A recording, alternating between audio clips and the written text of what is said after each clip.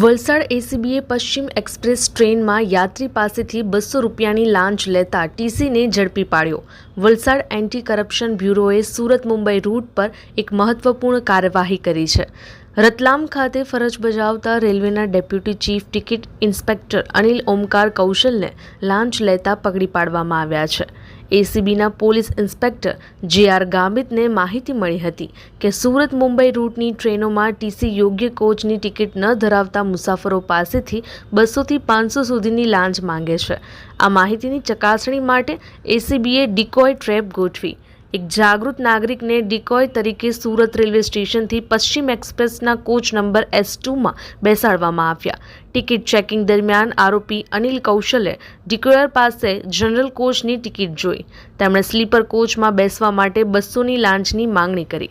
લાંચની રકમ સ્વીકારતાની સાથે જ એસીબીની ટીમે આરોપીને રંગે હાથ ઝડપી પાડ્યો। આ કેસમાં આરોપી વિરુદ્ધ કાયદેસરની કાર્યવાહી શરૂ કરવામાં આવી છે। આ ઘટનાએ રેલવે વિભાગમાં ચાલતી ગેરરીતિઓને ઉજાગર કરી છે।